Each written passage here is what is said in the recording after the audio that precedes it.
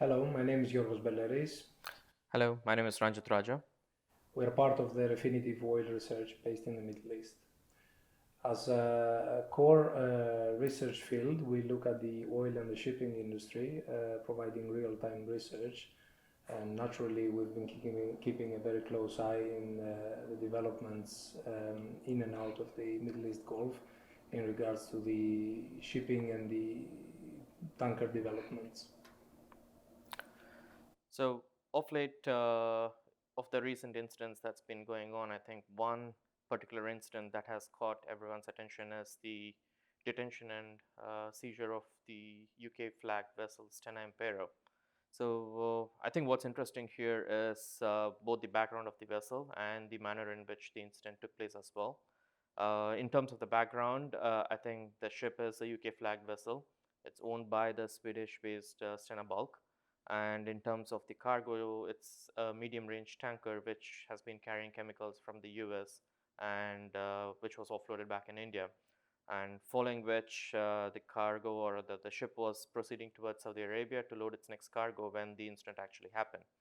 And the reason it's important in terms of the international shipping perspective is because the whole incident happened in the Strait of Hormuz, which for all practical reasons is considered as an international waterway, although it falls between the territorial waters of both Oman and Iran.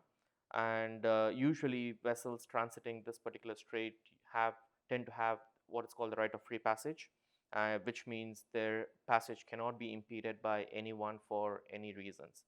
And the various sources that have mentioned have indicated that for, at the time of the incident, the ship was trying to take safe haven in Sharjah, and there have also been some recordings of the audio that has been released between the British Navy, the Iranian Revolutionary Guards, and the captain of the vessel itself, where the ship has been ordered to deviate its course to Iran, whereas the British Navy constantly keeps saying they have the right of free passage and it shouldn't be impeded.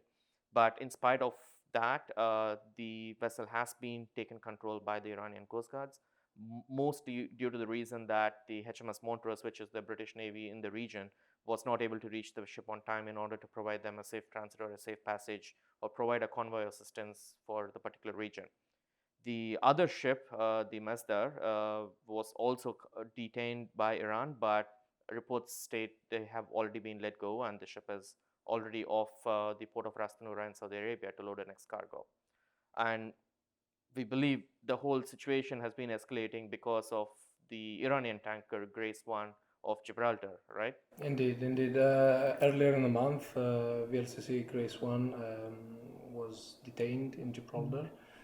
We've been monitoring this vessel since earlier in April, where she loaded her cargo in Kirk Island.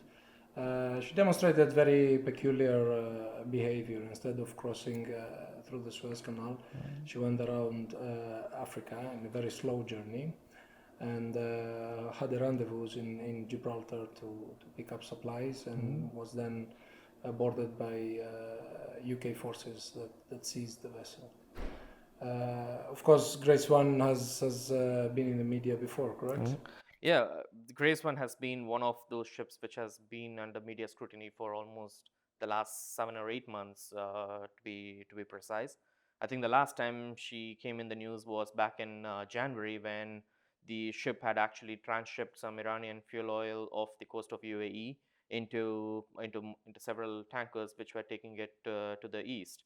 And although the documentation stated the cargoes were of Iraqi origin, there were various news reports that had been published which stated that they were false documentation, but the cargo actually originated out of Iran.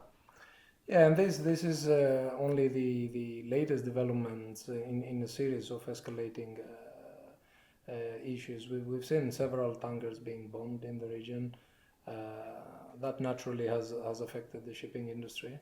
Yeah, it means just in the last couple of months, correct? I think back in May we had the first incident where about 4 tankers were attacked off the of in Fujairah anchorage itself, and then in June again 2 more tankers which were attacked off the Gulf of Oman on exiting the strait.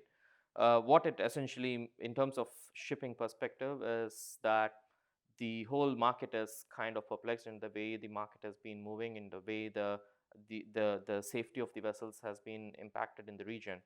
And what this essentially translates into is also the war risk premiums that the ships will have to pay in order to call the specific region.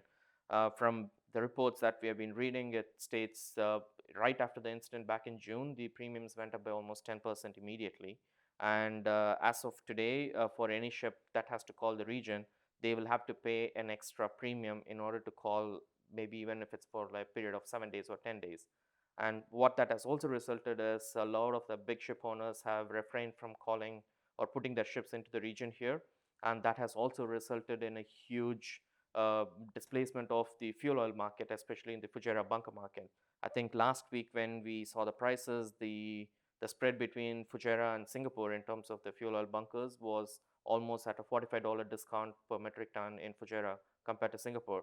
So I think it's having more widespread impact on the oil market as well, considering as a follow-up from the shipping side. It's admittedly it's been a muted response on the crude market itself. I believe market participants are widely concerned about the prospects on the demand side of the industry. Naturally, the ongoing trade wars are fueling these concerns. Crude prices have not seen significant rallies due to these developments, and this is because the market remains largely oversupplied. Therefore, participants don't see an immediate threat to the balance of the market and the industry. That said, the geopolitical risks and the escalating tensions do provide a very strong floor for crude prices, which are, however, trapped within a fairly narrow range between the low and mid 60s.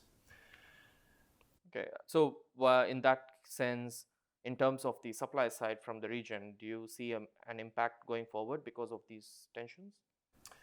It doesn't necessarily appear like it.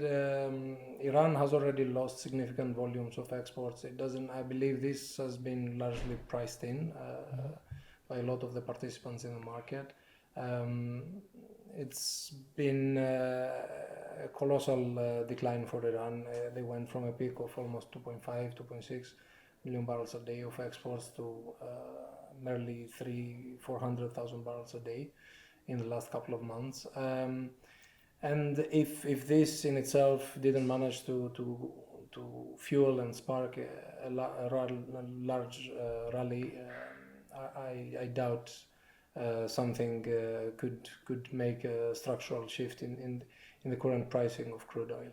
Okay, because the in terms of the shipping side going forward, I think we believe in terms of the safety of the vessels itself.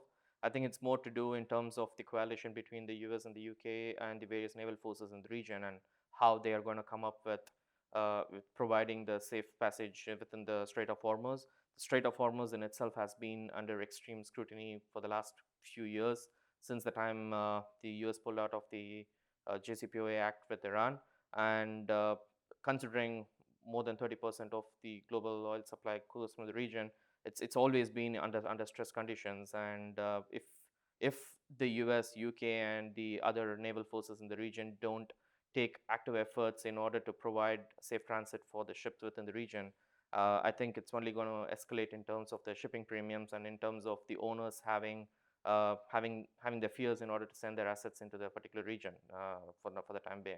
Indeed. So I think that's where we see in terms of the risks from the shipping side of things.